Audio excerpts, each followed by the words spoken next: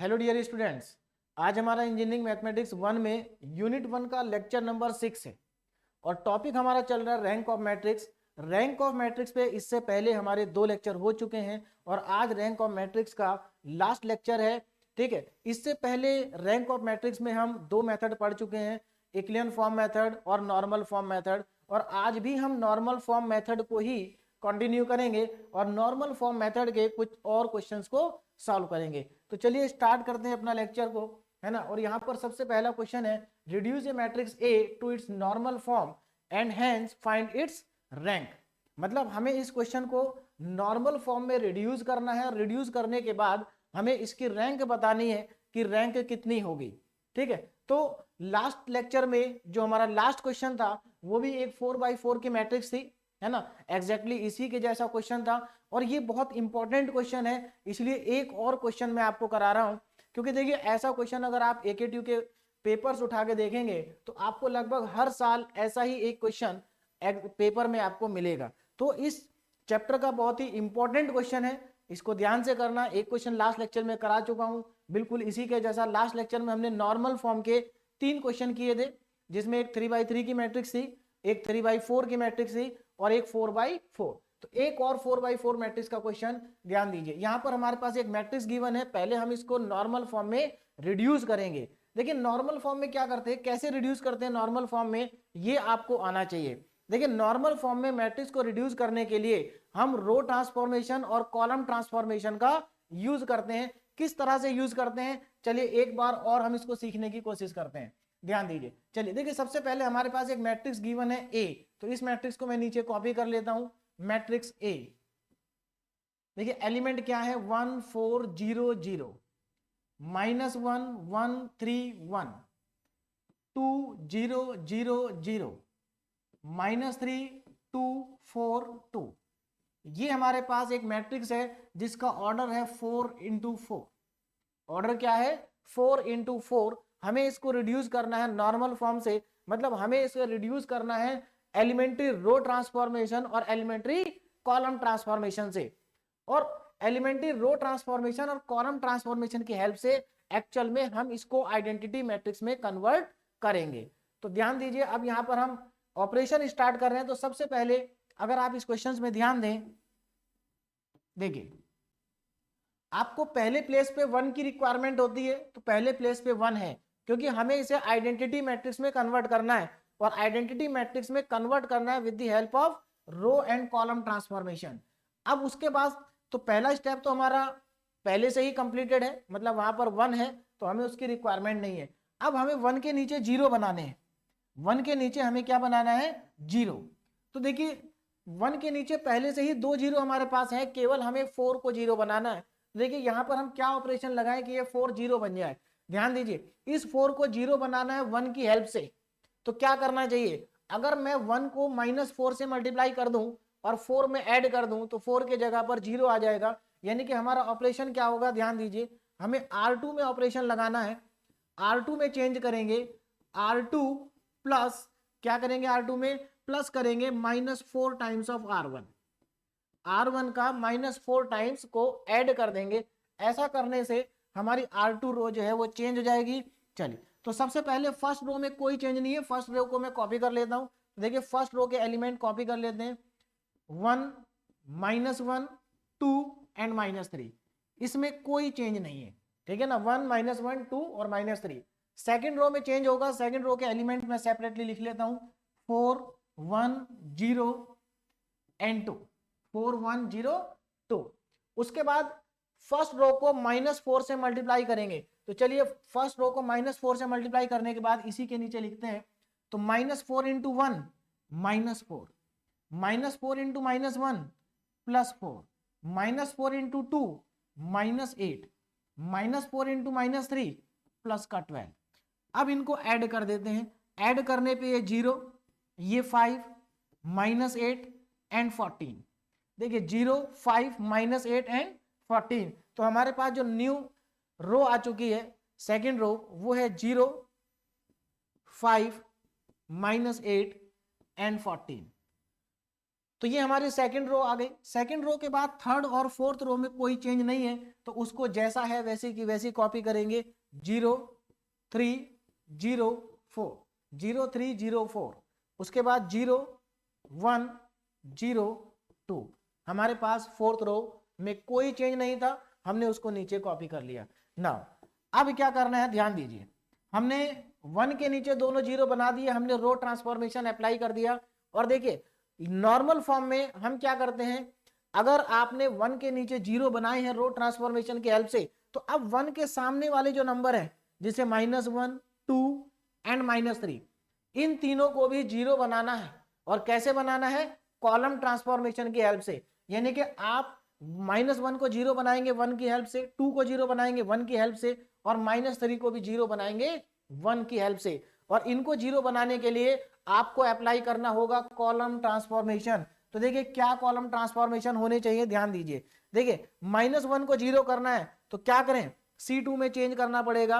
और C2 में हमें क्या करना होगा, C2 में ऐड कर दीजिए। क्या ऐड करना है, देखिए -1 में क्या ऐड करें कि 0 आ जाए, आप 1 को ऐड कर दीजिए, यानी कि C2 में ऐड कर दीजिए C1, अपने आप ही -1 0 हो जाएगा।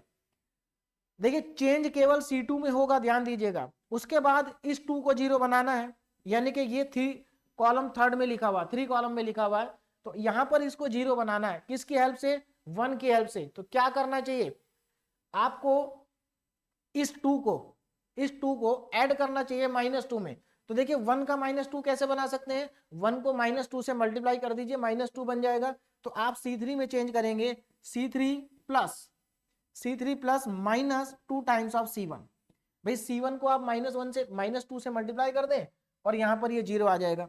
उसके बाद -3 को 0 बनाना है, यानी कि C4 को 0 बनाना है। -3 को C1 की हेल्प से 0 बनाना है, तो 1 को आप -3 से मल्टीप्लाई कर दीजिए। तो यानी कि C4 में चेंज प्लस माइनस नहीं, एक मिनट, माइनस नहीं बेटा, प्लस लेंगे क्योंकि यहां पर माइनस है। यानी कि C4 में change C4 plus 3 times of C1, 3 times of C1। आप C1 में 3 से मल्टीप्लाई करके ऐड कर देंगे, तो यहां पर -3 का 0 बन जाएगा। तो देखिए आपके पास अब नई मैट्रिक्स क्या आएगी, उस पर ध्यान दीजिए। देखिए अब हमारे पास जो कॉलम है वो C2 चेंज हो गया, C3 चेंज हो गया, C4 चेंज हो गया। और यहां पर जो एक इंपॉर्टेंट पॉइंट है उसको भी ध्यान दीजिए, लास्ट लेक्चर में मैंने आपको ये पॉइंट कई बार बताया है। देखिए क्या है, आपके पास जो यहां पर जब आप -1 2 और 3 को 0 बनाएंगे, तो इनके नीचे के जो एलिमेंट है ये, इनमें कभी कोई चेंज नहीं आएगा। यानी कि जब आप कॉलम ट्रांसफॉर्मेशन अप्लाई करेंगे तो आपको बस ये ऑपरेशन लिख देने हैं, आपको बस ये सोचना है कि ये तीनों 0 कैसे बनेंगे, और उसके बाद नेक्स्ट मैट्रिक्स में इन तीनों की जगह पर 0 आ जाएगा, इन तीनों के प्लेस पे 0 आ जाएगा, यहां पर कोई चेंज नहीं आएगा। तो इसलिए आपको इस बार कोई कैलकुलेशन नहीं करनी है, आपको डायरेक्ट आंसर लिख देना है। तो देखिए नेक्स्ट स्टेप में हमारे पास क्या आएगा, एक और इंपॉर्टेंट चीज, यहां पर देखिए ये A इक्वल टू है, तो यहां पर इक्विवेलेंट का सिंबल आएगा, इक्विवेलेंट है ना। ये जो मैट्रिक्स है हमारी,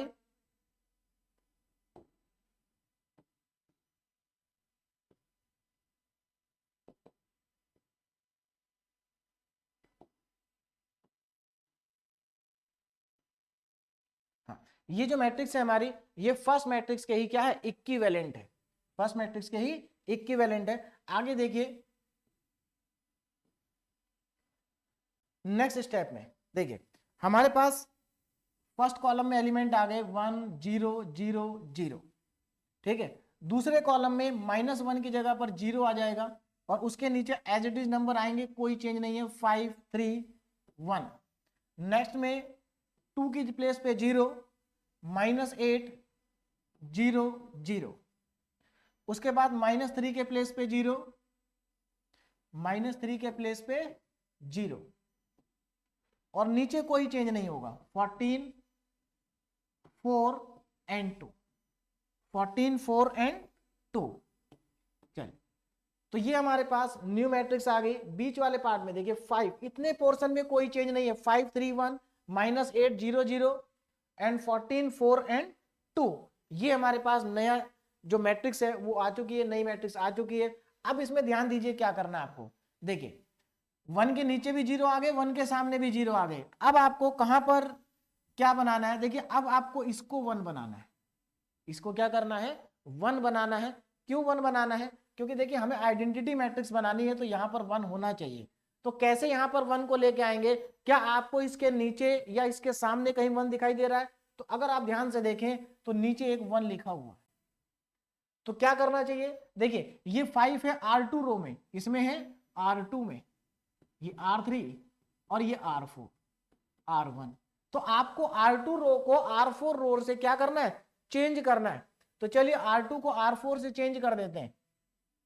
तो देखिए क्या आएगा, जो हमारे पास नई मैट्रिक्स आएगी उसमें क्या क्या एलिमेंट होंगे, ध्यान दीजिए। देखिए फर्स्ट रो में कोई चेंज नहीं है, फर्स्ट रो में कोई चेंज नहीं है।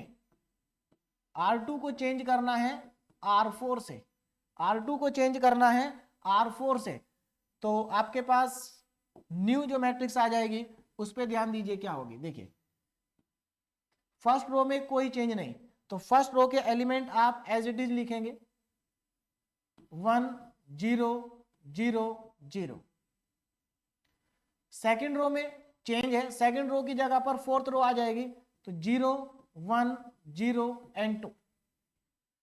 उसके बाद थर्ड रो में कोई चेंज नहीं है, 0 3 0 एंड 4, 0 3 0 एंड 4।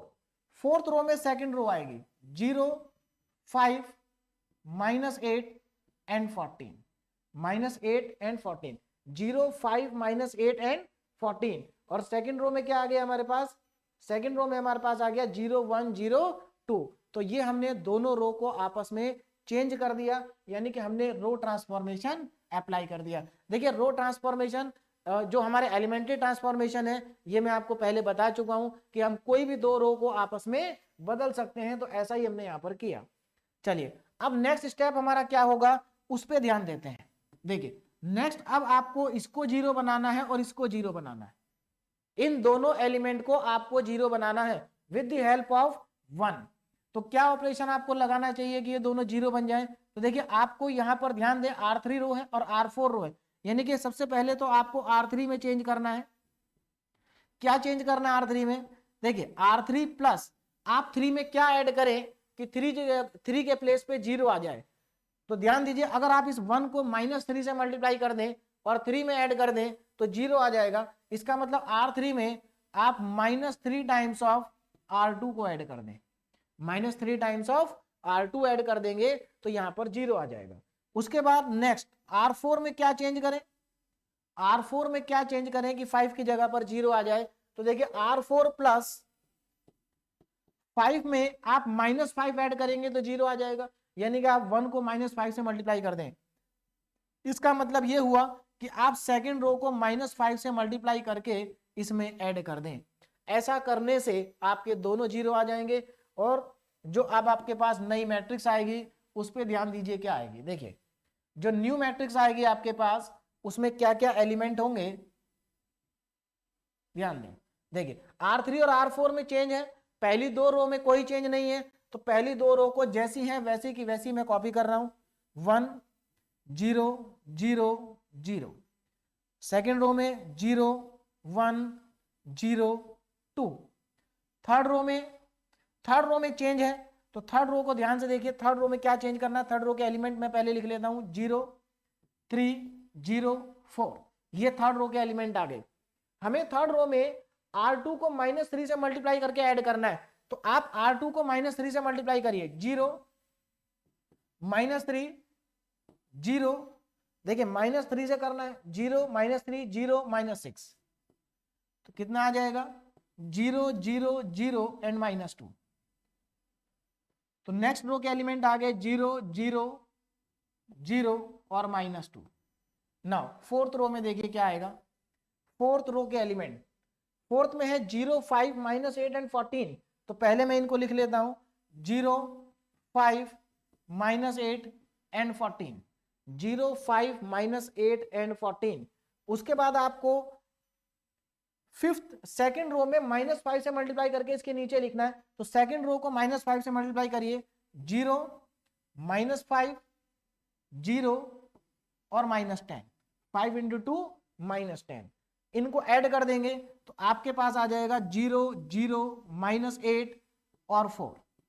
तो नए एलिमेंट आपके पास आ गए 0 0 -8 एंड 4। ये आपके पास नई मैट्रिक्स आ गई और 1 के नीचे हमने दोनों 0 बना दिए। चलिए नेक्स्ट स्टेप देखिए। अब नेक्स्ट स्टेप क्या होगा, इधर ध्यान दें। देखिए अब हमने 1 के नीचे दोनों 0 बना दिए। अब हमारा नेक्स्ट जो टारगेट है वो ये 2 है।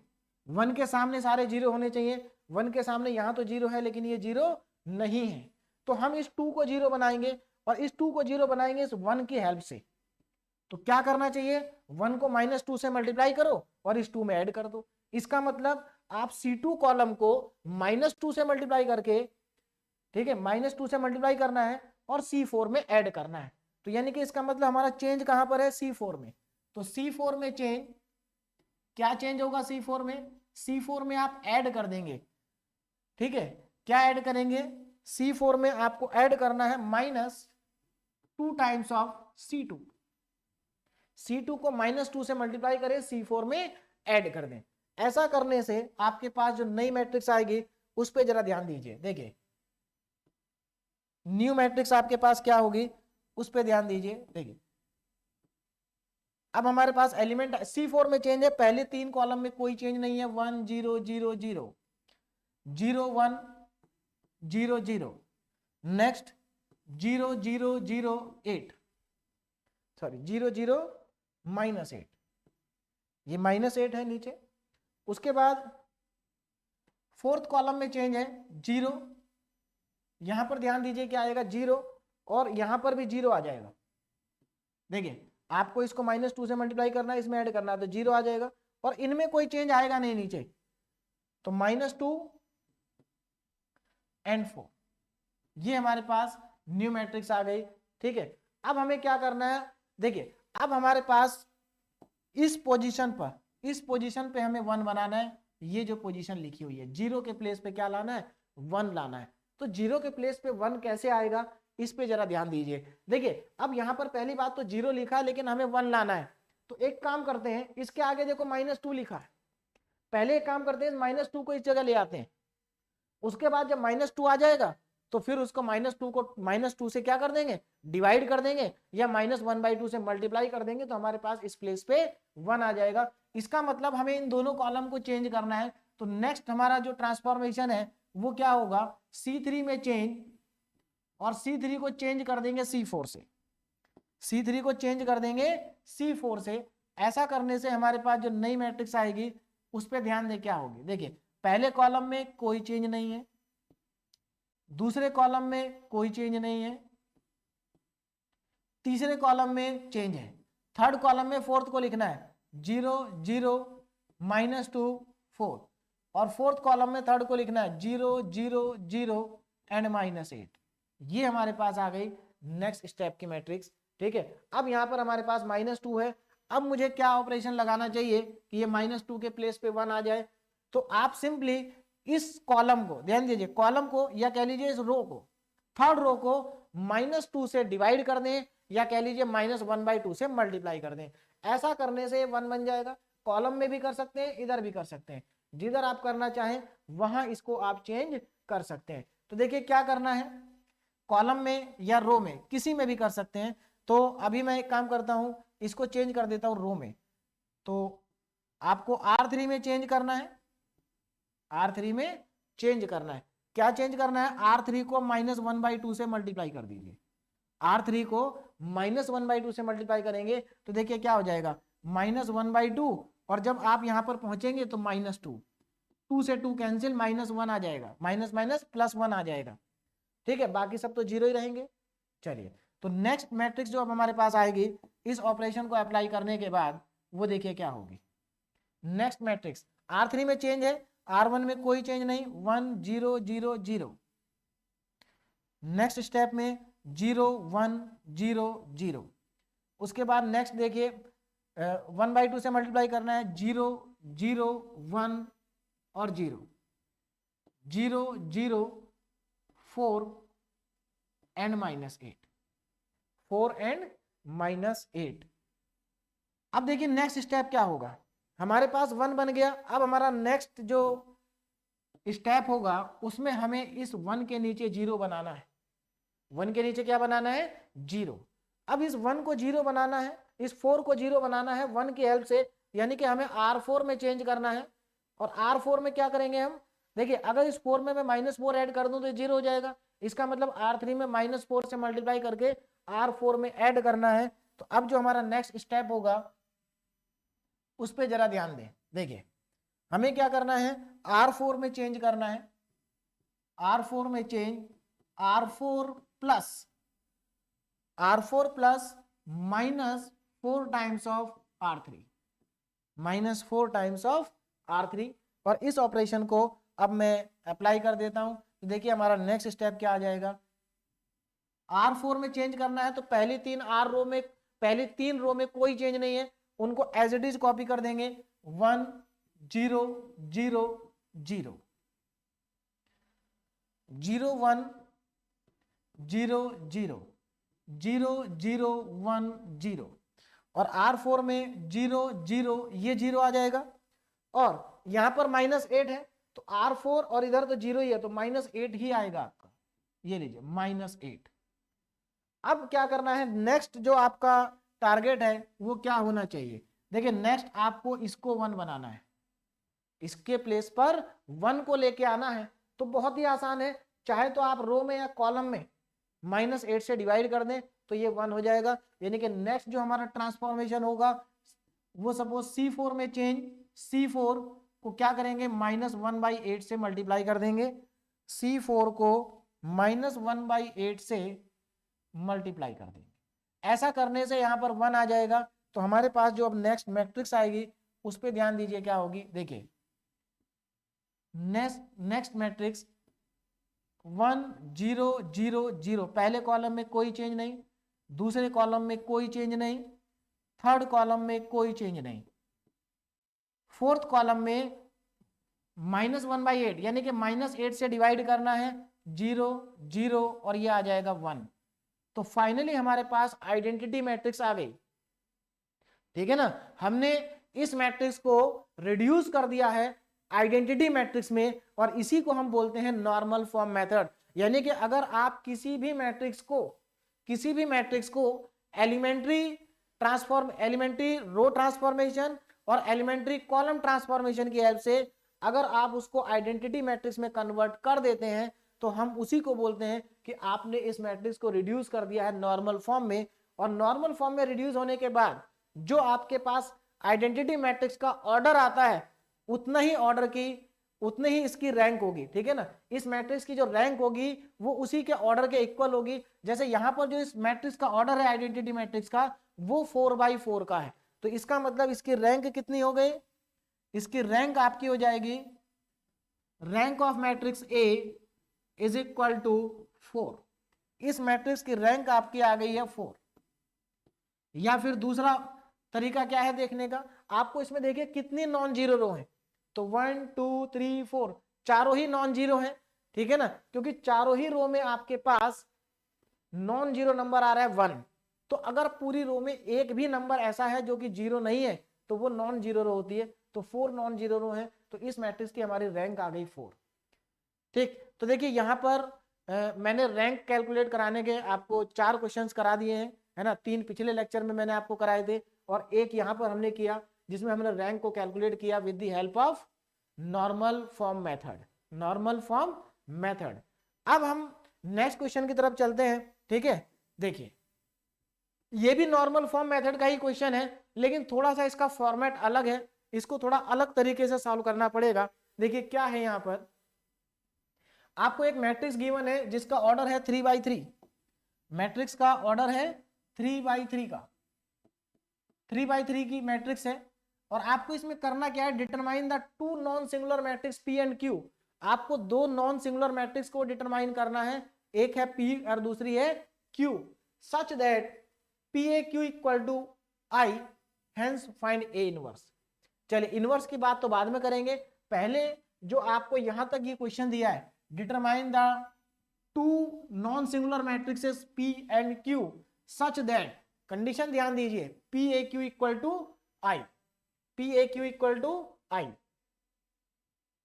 इस पे ध्यान दें, PAQ इक्वल टू में I, ठीक है। चलिए समझते हैं इसका मतलब क्या है, कैसे इसको करेंगे। देखिए इस तरह के क्वेश्चंस को हम PAQ फॉर्म भी बोलते हैं, PAQ फॉर्म का क्वेश्चन है ना, PAQ फॉर्म।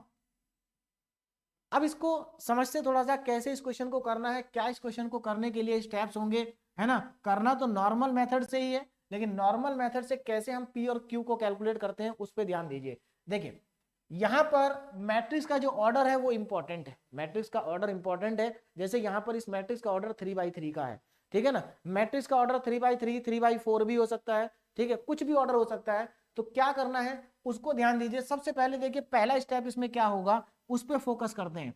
देखिए सबसे पहले जो आपका स्टेप होगा वो A इक्वल टू, A के इक्वल में मैं क्या लिख रहा हूं ध्यान दीजिएगा। देखिए A के इक्वल में मैंने लिखा A, और यहां पर देखिए इस मैट्रिक्स के अंदर कितनी नंबर ऑफ रो है, आपको नंबर ऑफ रो को काउंट करना है। नंबर ऑफ रो है 3, कितने नंबर ऑफ रो है 3। तो जितनी इसमें नंबर ऑफ रो है उतने ही ऑर्डर की एक आइडेंटिटी मैट्रिक्स आपको इस A से पहले लिखनी है, यानी कि यहां पर I3 से आपको मल्टीप्लाई कर देना है A को। ध्यान दीजिए ये एक आइडेंटिटी मैट्रिक्स है जिसका ऑर्डर 3/3 का है। ऑर्डर का पता कैसे चलेगा, नंबर ऑफ रो से, जितनी इस मैट्रिक्स में रो होंगी उतना ही इस मैट्रिक्स का ऑर्डर होगा 3/3। अगर 3 रो है तो ऑर्डर 3/3, रो अगर 4 है तो ऑर्डर 4/4, अगर रो 2 है तो ऑर्डर 2/2।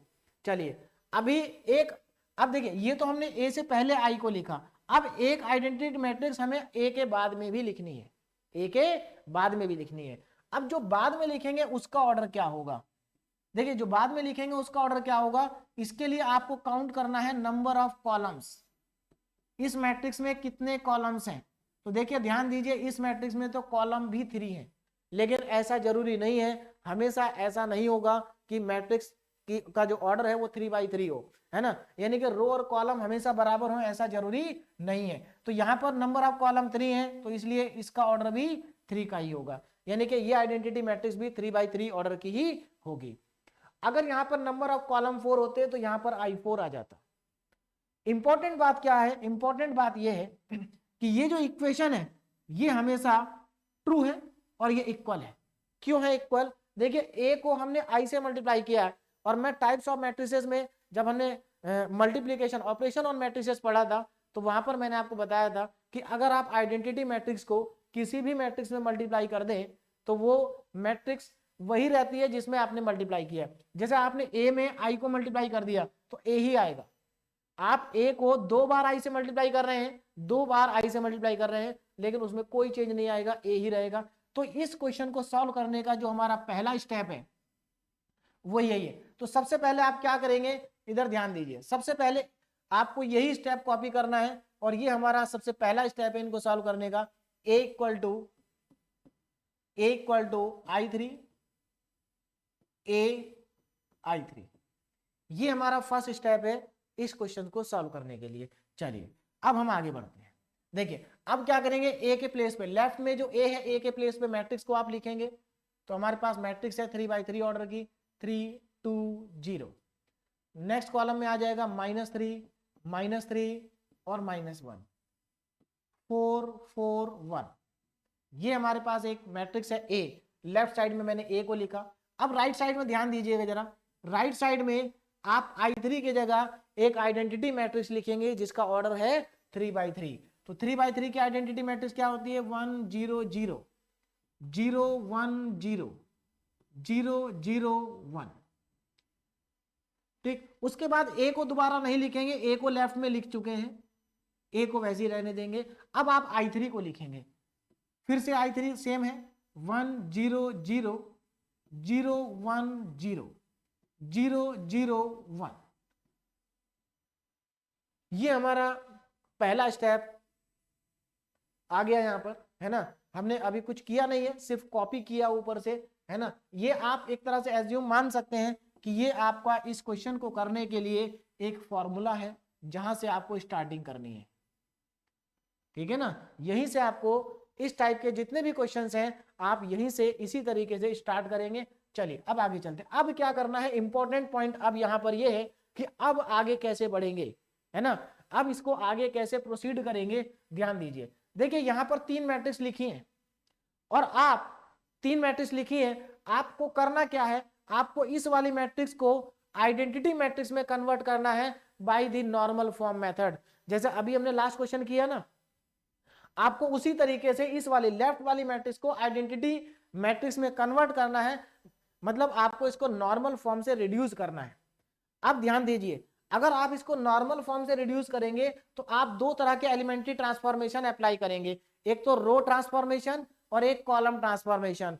ठीक, तो ध्यान दीजिए, जब आप रो ट्रांसफॉर्मेशन इसमें लगाएं तो इसमें से जो ये दो मैट्रिक्स हैं, एक फर्स्ट और एक सेकेंड, है ना, तो ये जो इधर राइट साइड में फर्स्ट वाली मैट्रिक्स है, जो रो ट्रांसफॉर्मेशन आप लेफ्ट में लगा रहे हैं वही रो ट्रांसफॉर्मेशन इसमें भी अप्लाई करना है।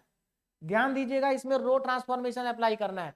ठीक, उसके बाद अगर आप इधर कॉलम ट्रांसफॉर्मेशन लगा रहे हैं, कॉलम ट्रांसफॉर्मेशन, तो अब आप कॉलम ट्रांसफॉर्मेशन ये बाद वाली जो मैट्रिक्स है जिसको नीचे मैंने लिखा है 2, इसमें आप कॉलम ट्रांसफॉर्मेशन लगाएंगे। यानी कि सिंपल सा है कि आपको लेफ्ट वाली मैट्रिक्स में रो ट्रांसफॉर्मेशन भी लगाना है और कॉलम भी लगाना है। लेकिन राइट में जो लिखी गई दो मैट्रिक्स हैं, इसमें से पहली वाली में तो आप रो ट्रांसफॉर्मेशन लगाएंगे और दूसरी में आप कॉलम लगाएंगे। मतलब जो ट्रांसफॉर्मेशन आप लेफ्ट में लगा रहे हैं वही ट्रांसफॉर्मेशन आप राइट में भी लगाएंगे। अंतर इतना है कि पहले वाले में रो और दूसरे वाले में कॉलम को अप्लाई करेंगे। तो चलिए इस क्वेश्चन को मैं अब आगे प्रोसीड करता हूं और ध्यान दीजिए, बहुत सिंपल क्वेश्चन है, बस थोड़ा सा स्टेप ज्यादा है लेकिन टफ नहीं है। ठीक है, ध्यान दीजिए। देखिए, तो सबसे पहले क्या करना है, हमें उस पर फोकस करते हैं कि सबसे पहले क्या करना है। सबसे पहले हमें इस 3 को 1 बनाना है। आइडेंटिटी मैट्रिक्स तो तभी बनेगी जब 3 के प्लेस पे क्या होगा, 1 होगा। तो सबसे पहले इसको 1 बनाए। क्या हम किसी रो या कॉलम को बदल के 1 बना सकते हैं? नहीं बना सकते, क्योंकि इसके सामने भी 1 नहीं है, इसके नीचे भी 1 नहीं है। तो कोई बात नहीं, दूसरा ऑप्शन देखते हैं। देखिए दूसरा ऑप्शन क्या, इसके नीचे 2 लिखा है, तो अगर आप 3 में से 2 को माइनस कर देंगे तो 3 के प्लेस पे 1 आ जाएगा। यानी कि आप R1 रो में से R2 रो को माइनस कर दीजिए तो यहां पर आपके पास 1 आ जाएगा। तो पहला जो आपका ट्रांसफॉर्मेशन है, फर्स्ट जो आपका ट्रांसफॉर्मेशन है वो देखिए क्या होगा। देखिए R1 में change R1 minus R2, R1 में चेंज R1 माइनस R2। चलिए अब इस ऑपरेशन को लगाना। आप देखिए मैं कौन सा ट्रांसफॉर्मेशन लगा रहा हूं, रो ट्रांसफॉर्मेशन। तो रो ट्रांसफॉर्मेशन इसमें भी अप्लाई होगा और ये पहली वाली मैट्रिक्स में भी अप्लाई होगा। इसमें कुछ नहीं करना है, इसमें तभी करना है जब कॉलम ट्रांसफॉर्मेशन हो। जब कॉलम होगा तो इसमें करेंगे, रो होगा तो इसमें करेंगे। चलिए अप्लाई करता हूं। देखिए, हाँ एक मिनट, ये हमारे पास एलिमेंट 0 है यहाँ पर, है ना, 0 देखिए -3 4 2 -3 4 0 और यहां पर है -1 एंड 1। ठीक, चलिए हाँ, तो अब हम यहां पर अप्लाई करते हैं अपने ट्रांसफॉर्मेशन को। R1 में चेंज करना है R1 माइनस R2। ठीक, देखिए तो इसको अप्लाई करने के बाद क्या आ जाएगा, इधर ध्यान दें, 3 - 2 1 आ जाएगा, या सेपरेट लिख लेते हैं। देखिए क्या क्या एलिमेंट है, 3 -3 एंड 4। इसके नीचे क्या क्या लिखा है उनको भी मैं नोट कर लेता हूं।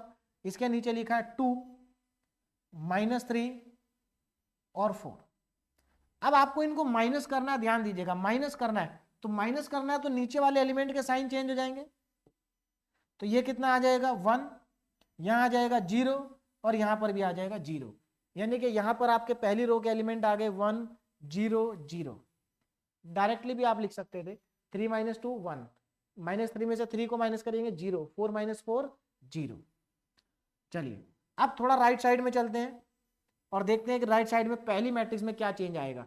देखिए आपको फर्स्ट रो में से सेकंड रो को माइनस करना है, तो 1 - 0 1, 0 - 1 -1, 0 - 0 0। ए को ऐसे ही लिखेंगे। अब नेक्स्ट मैट्रिक्स हमारे पास आ गई। देखिए इसमें कोई चेंज नहीं है, इसमें कोई चेंज नहीं है, 1 0 0। चलिए R2 में कोई चेंज नहीं है तो R2 को एज इट इज कॉपी कर देंगे। 2 -3 4 0 1 0 0 1 0 0 -1 1 0 0 1 0 0 1। ये हमारे पास नेक्स्ट स्टेप आ गया। ठीक है, तो हमने पहला ट्रांसफॉर्मेशन अपना अप्लाई कर दिया, R1 में चेंज करा, R1 माइनस R2 कर दिया। अब हमारे पास पहले प्लेस पे 1 तो आ चुका है, पहले प्लेस पे 1 आ चुका है। अब हमें इसके नीचे 0 बनाना है, अब हमें इसके नीचे 0 बनाना है। तो 0 बनाने के लिए देखिए क्या करेंगे, आप इस 2 को 0 बनाना है 1 की हेल्प से, तो आप 1 में -2 से मल्टीप्लाई कर दें, 2 में ऐड कर दें, 0 बन जाएगा। तो इसका मतलब हमें R2 में चेंज करना है, और क्या चेंज करना है, R2 में ऐड करना है -2 times of R1, -2 times of R1 को ऐड करना है। चलिए ऐड करते हैं, देखिए हाँ ऐड करते हैं। R1 में कोई चेंज नहीं है, पहले मैं R1 को एज इट इज कॉपी कर लेता हूं। 1 0 0 इक्वल टू, देखिए 1 -1 0। R1 में कोई चेंज नहीं है, इधर चलते हैं 1 0 0। चल अब हमें इस ऑपरेशन को लगाना, R2 में चेंज करना, तो मैं R2 के एलिमेंट्स को सेपरेटली लिख लेता हूं। 2 -3 एंड 4, 2 -3 एंड 4। उसके बाद R1 को -2 से मल्टीप्लाई करके इसी के नीचे लिख लेता हूं। तो R1 में एक ही एलिमेंट है -1, तो -2, बाकी तो 0 आ जाएंगे। ऐड कर दें 0 -3 और 4, तो नए एलिमेंट आ गए 0 -3 4, 0 -3 एंड 4। चलिए राइट साइड में देखें, पहली मैट्रिक्स में रो ट्रांसफॉर्मेशन लगाना है, तो पहली मैट्रिक्स में R2 के एलिमेंट है 0 1 0 0 1 0।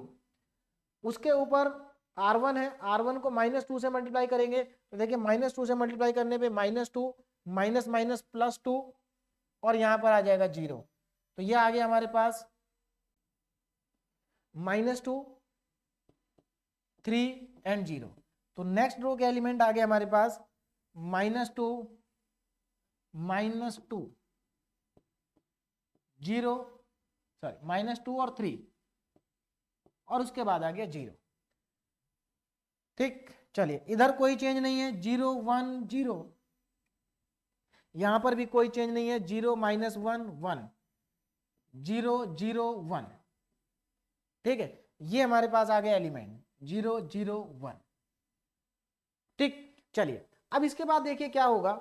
इसके बाद हमने 1 के नीचे तो 0 बना दिए, अब हमें 1 के सामने 0 बनाने हैं, लेकिन 1 के सामने पहले से ही सारे 0 हैं, तो यानी कि एक और स्टेप हमारा कम हो गया, हमें 1 के सामने 0 नहीं बनाने पड़ेंगे। ठीक, अब हमारा नेक्स्ट जो टारगेट है वो क्या है, हमें इस प्लेस पे 1 बनाना है, हमें इस प्लेस पर 1 बनाना है, इसको 1 बनाना है। तो इसको 1 कैसे बनाएंगे, ध्यान दीजिएगा जरा, इसके नीचे -1 लिखा है, इसके नीचे -1 लिखा है, तो आप इस दोनों रो को, इन दोनों रो को चेंज कर देंगे, तो -1 ऊपर चला जाएगा और बाद में माइनस से मल्टीप्लाई करके हम उसको +1 बना देंगे। चलिए देखिए नेक्स्ट स्टेप क्या आएगा हमारे पास, ध्यान दें। नेक्स्ट स्टेप, पहली बात हम यहाँ क्या ऑपरेशन लगा रहे हैं, R3 और R2 और R3 को चेंज कर रहे हैं, R2 और R3 को चेंज करेंगे, तो R2 में चेंज और R2 को चेंज कर देंगे R3 से। देखिए R2 को चेंज कर देंगे R3 से, तो पहली रो में तो कोई चेंज नहीं है, तो पहली रो के एलिमेंट में ऐसे ही लिख देता हूं। देखिए first row 1 0 0 is equal to 1 -1 0 1 -1 0 A. Next row में 1 0 0, ये नेक्स्ट रो के एलिमेंट आ गए। ठीक, चलिए अब सेकंड रो में क्या करना है, सेकंड रो को थर्ड रो से चेंज करना है, तो थर्ड रो के एलिमेंट सेकंड रो में लिखने होंगे 0 -1 और 1, 0 -1 एंड 1, ये हमारे थर्ड रो के एलिमेंट है 0 0 1 0 0 1। देखिए अभी भी हम रो ट्रांसफॉर्मेशन ही लगा रहे हैं, अभी तक हमने कोई कॉलम ट्रांसफॉर्मेशन नहीं लगाया है, ठीक है। उसके बाद R2 R3 चेंज हो गया, तो नेक्स्ट रो में जो हमारे एलिमेंट आएंगे वो आएंगे 0 -3 4 -2 3 और 0। इधर कोई चेंज नहीं है, 0 1 0 0 0 1। चलिए तो हमारे पास इस प्लेस पर -1 आ चुका है, इस प्लेस पे -1 आ चुका है, इसको हमें +1 बनाना है। अब देखिए +1 बनाने के हमारे पास यहाँ पर दो तरीके हैं, या तो आप इसको ऐसे -1 रो में -1 से मल्टीप्लाई कर दीजिए, या कॉलम में -1 से मल्टीप्लाई कर दीजिए। दोनों में से कोई भी तरीका से आप इसको 1 बना सकते हैं। तो मैं एक काम करता हूं, R2 रो को -1 से मल्टीप्लाई कर देता हूं, तो R2 में चेंज -R2, मतलब R2 को -1 से मल्टीप्लाई कर देंगे। तो ऐसा करने से हमारे पास जो नई मैट्रिक्स आएगी उसमें देखिए क्या नंबर होंगे। R2 में चेंज करना है, 1 में कोई चेंज नहीं है, 1 0 0 इज इक्वल टू 1 -1 0। ए यहां पर 1 0 0, ठीक। चलिए अब हमारे पास R2 में -1 से मल्टीप्लाई करना है, तो 0 1 -1 0 0 -1। देखिए फर्स्ट वाली मैट्रिक्स अभी तक रो ट्रांसफॉर्मेशन ही लग रहा है, तो रो में आप पहले वाले देखिए, रो में ही पहली मैट्रिक्स में चेंज होता है रो ट्रांसफॉर्मेशन में, दूसरी मैट्रिक्स में कोई चेंज नहीं है, 0 1 0। थर्ड रो में कोई चेंज नहीं है, 0 -3 4 -2 3 0 0 0 1। तो ये हमारे पास नया स्टेप आ गया। अब देखिए अब क्या करना है, अब आपका नेक्स्ट टारगेट क्या होगा, नेक्स्ट टारगेट आपको इसको 1 बनाना है, इसको 1 बनाना है ऊपर वाले 1 की हेल्प से। तो अगेन आपको रो ट्रांसफॉर्मेशन लगाना है। तो देखिए इस बार रो ट्रांसफॉर्मेशन क्या होगा, इस पे ध्यान दीजिए, इसको 0 बनाना है तो ऊपर वाले नंबर को 3 से मल्टीप्लाई करके इसमें ऐड कर दें। इसका मतलब R3 में change R3 plus 3 times of R2। तो जैसे ही आप ये ऑपरेशन लगाएंगे आपका ये नंबर 0 बन जाएगा। तो देखिए 0, अब नए जो आपके पास मैट्रिक्स आएगी उसमें क्या एलिमेंट होंगे, देखिए पहली रो में कोई चेंज नहीं, 1 0 0 is equal to 1 -1 0। First row में कोई चेंज नहीं है, A 1 0 0, ठीक। चलिए सेकंड रो में कोई चेंज नहीं है, 0 1 -1 0 0 -1 0 1 0। थर्ड रो में चेंज है 0, ये 0 हो जाएगा। चलिए देखिए थर्ड रो में चेंज है, थर्ड रो को +3 से मल्टीप्लाई करना है, तो -1 को 3 से मल्टीप्लाई करेंगे -3 और 4 में ऐड करेंगे तो +1 बचेगा, तो यहाँ 1 आ जाएगा। इधर ध्यान दीजिए, ऐसा ही हमें यहाँ भी करना है। चलिए इधर के एलिमेंट में लिख लेता हूँ, R3 में क्या क्या एलिमेंट है, 2 -2 3 0, और ऐड करना है R2 को 3 से मल्टीप्लाई करके 0 0 और ये -3 ऐड करिए, -2 3 और -3, यानी कि हमारे पास एलिमेंट आ गए -2 3 एंड -3। तो ये हमारे पास नई मैट्रिक्स के एलिमेंट आ गए, ठीक है। इधर कोई चेंज नहीं है क्योंकि रो ट्रांसफॉर्मेशन है, 0 0 1।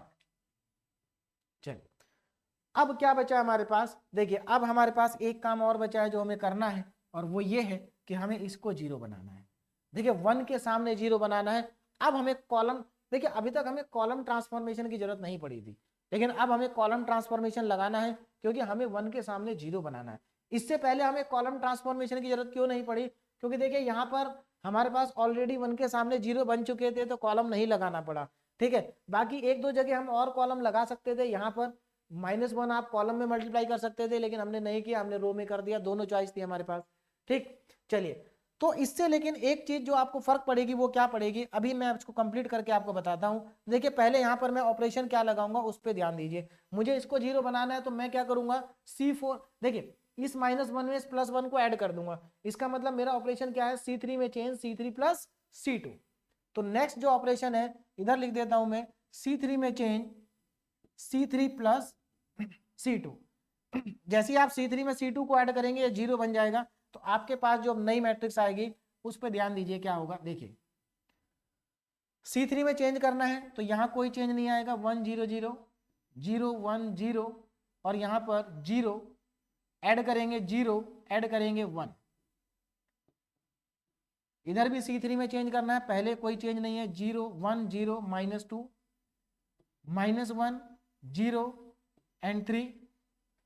और यहां पर C3 में चेंज करना है तो C3 में ध्यान दीजिए क्या करेंगे, C3 में C2 को ऐड करना है, C3 में C2 को ऐड करना है। अच्छा सर, ये तो हमारा फर्स्ट वाली मैट्रिक्स है, इसमें तो हम रो ट्रांसफॉर्मेशन लगाते हैं, कॉलम तो उधर लगाएंगे, तो इसमें कोई चेंज नहीं आएगा, -1 0 3 0 -1 -3, इसमें कोई चेंज नहीं करना है। आगे चेंज करेंगे, देखिए कॉलम ट्रांसफॉर्मेशन इस वाली मैट्रिक्स में लगाना है, और देखिए अभी तक इसमें कोई ट्रांसफॉर्मेशन नहीं लगा था क्योंकि हमें कॉलम ट्रांसफॉर्मेशन अप्लाई करने की जरूरत नहीं पड़ी, अभी हमें लेकिन जरूरत है। अब हम चेंज करेंगे 1 0 0, सेकंड कॉलम में कोई चेंज नहीं, 0 1 0।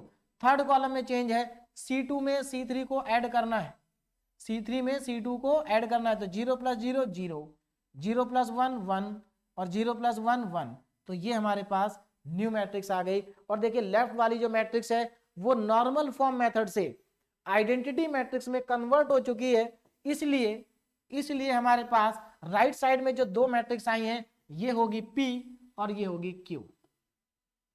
ठीक है, A से पहले कौन सी मैट्रिक्स है P, और A के बाद कौन सी मैट्रिक्स है Q। तो हमारे पास P और Q दोनों मैट्रिक्स आ चुकी हैं, P एंड Q। चलिए अब ये जो P एंड Q मैट्रिक्स है, यानी कि हम कहां तक पहुंच गए, ध्यान दीजिए, determine the two non singular matrix P and Q। तो ये P है आपके पास और ये Q है, दोनों मैट्रिक्स आ चुकी हैं, लेकिन हमें इसके बाद इस मैट्रिक्स का इनवर्स भी कैलकुलेट करना है, A का इनवर्स कैलकुलेट करना है। और कैसे इनवर्स कैलकुलेट करेंगे, इसी की हेल्प से कैलकुलेट करेंगे जो हमने ये कैलकुलेट किया है, PAQ = I, PAQ = I। देखिए ये P, ये A, ये Q और इधर है I। तो चलिए इसको आगे बढ़ाता हूं अभी, और P और Q हमारे पास आ चुके हैं। तो P में देखिए क्या है, 1 0 -2, तो यहां पर मैं लिखता हूं P मैट्रिक्स को, P मैट्रिक्स में हमारे पास एलिमेंट है 1 0 एंड -2, 1 0 एंड -2, -1 0 3, -1 0 3।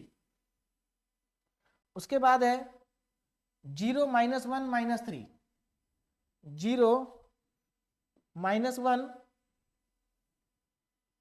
-3, 0 -1 -3, ये हमारे पास है P मैट्रिक्स। अब इसके बाद Q पे ध्यान दीजिए, Q में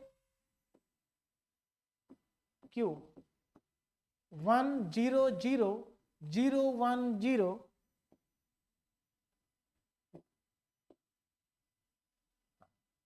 0 1 0 0 1 1 0 1 1। तो P और Q दोनों मैट्रिक्स हमारे पास आ चुकी हैं।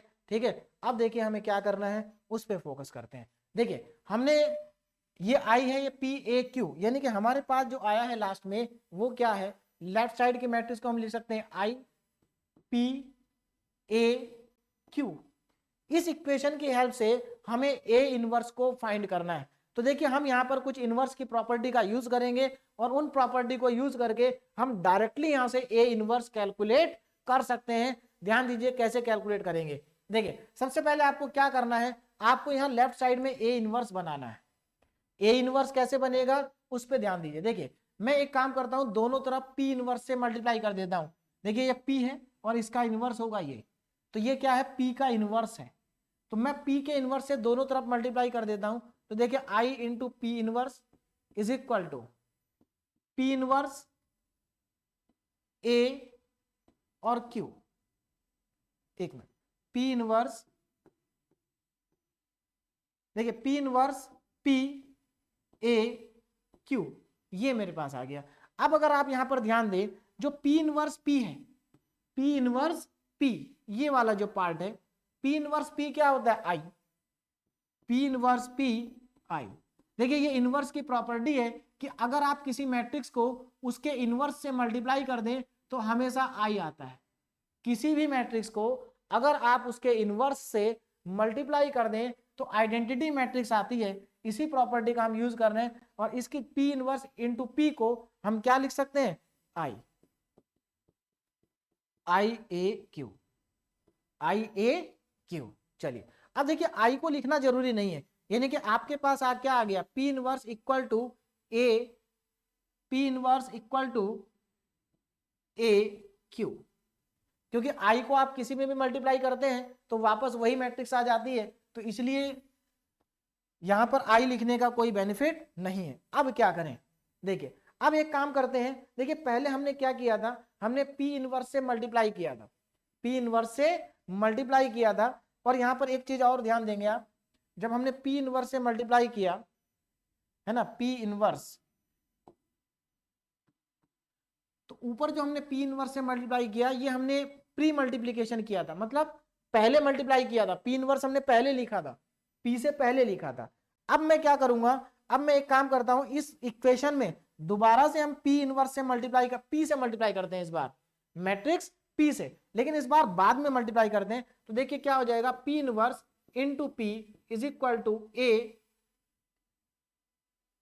क्यू और P, ए क्यू और P। तो अब आप इसमें ध्यान देंगे तो लेफ्ट साइड में देखिए फिर से again P inverse into P आ गया, और P इनवर्स P को हम क्या लिख सकते हैं, I। तो I equal to A Q P, A Q P।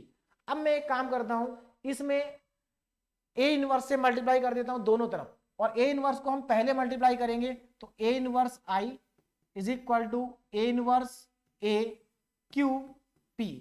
और यहां पर अगेन आप देखेंगे A इनवर्स इंटू ए आ गया, और A इनवर्स इंटू ए होता है I, और यहां पर यानी कि लेफ्ट साइड में हमारे पास बचेगा A इनवर्स और राइट साइड में बचेगा Q इंटू P।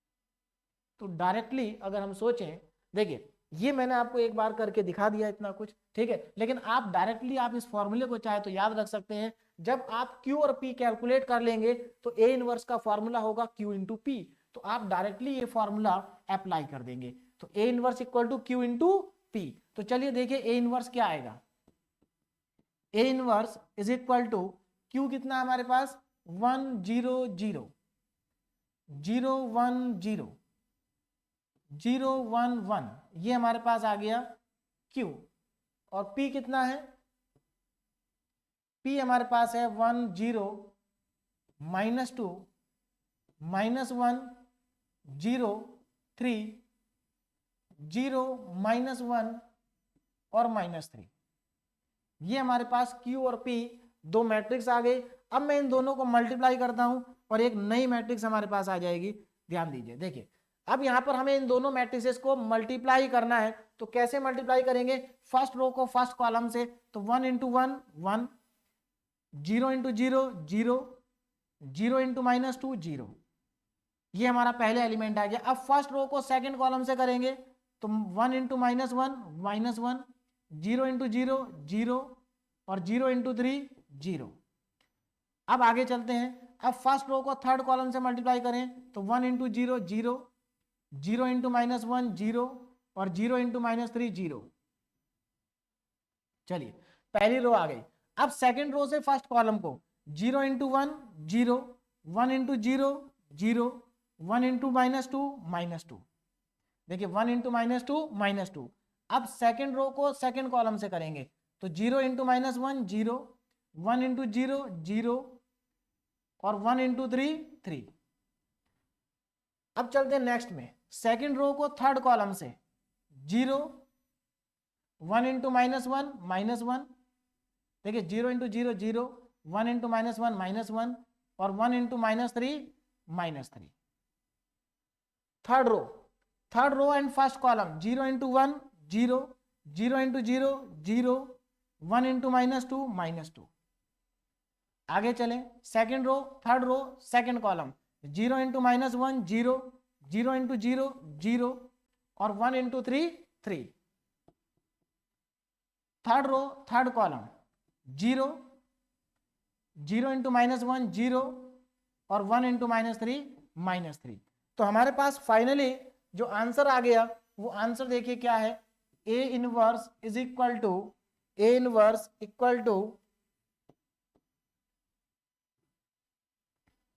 देखिए 1 प्लस 0 0 1, 1 माइनस 1 0, देखिए 1 माइनस 1 0, -2 -2, और इधर 3 3 -4 एंड -3। ये हमारे पास फाइनली इस मैट्रिक्स का आंसर आ गया है, ठीक है, ए इनवर्स। तो हमने ए इनवर्स फाइनली कैलकुलेट कर लिया है, ठीक है ना। ए इनवर्स की वैल्यू हमारे पास आ गई है। तो ए इनवर्स हमारे पास आया 1 -2 -2 -1 3 3 0 -4 -3। तो देखिए थोड़ा सा क्वेश्चन बड़ा था, है ना, नॉर्मल फॉर्म का ही था, हमें यहाँ पर पी और क्यू कैलकुलेट करना था, ठीक। तो प्रोसीजर मैंने आपको पूरा बता दिया, स्टार्टिंग से कैसे करना है, कैसे आपको एलिमेंट्री रो ट्रांसफॉर्मेशन लगाना है, कब आपको कॉलम ट्रांसफॉर्मेशन लगाना है, ठीक है। और इस तरह से आपके पास फाइनली ए इनवर्स आ जाएगा। एक और इंपॉर्टेंट बात यहाँ पर देखिए, ये जो क्वेश्चन जनरली एग्जाम में एकेटीयू में आ चुका है ना, एक बार 3/3 का भी आया है, ये 3/3 का 3/4 का भी एक बार आ चुका है। तो ऐसे क्वेश्चन करने का तरीका सबको सेम ही है। तो इस तरह के जब क्वेश्चन आते हैं तो दो तरीके से पूछे जाते हैं, या तो पूछा जाएगा determine the two non singular matrix P and Q such that P A Q equal to I, केवल इतना ही पार्ट पूछेंगे, इनवर्स नहीं पूछेंगे।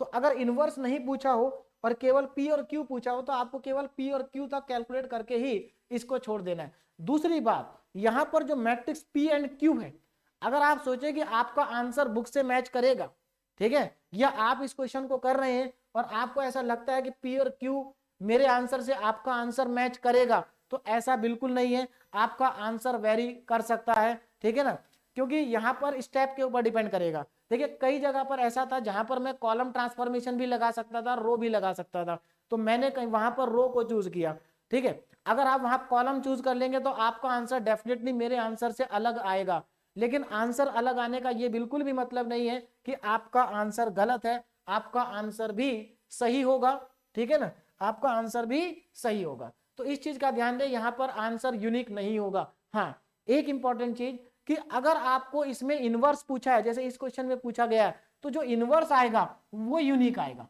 मतलब भले ही आपका क्यू और पी अलग अलग आ रहा है, लेकिन जब आप क्यू और पी को मल्टीप्लाई करके इनवर्स फाइंड करेंगे तो इनवर्स चेंज नहीं होगा, इनवर्स यूनिक है, इनवर्स वही आएगा। यानी कि इनवर्स जो आप निकाल रहे हैं वही इनवर्स बुक में भी होना चाहिए, यानी कि आपका आंसर मैच करेगा, पी और क्यू मैच नहीं करेगा। चलिए नेक्स्ट क्वेश्चन आपके प्रैक्टिस के लिए है।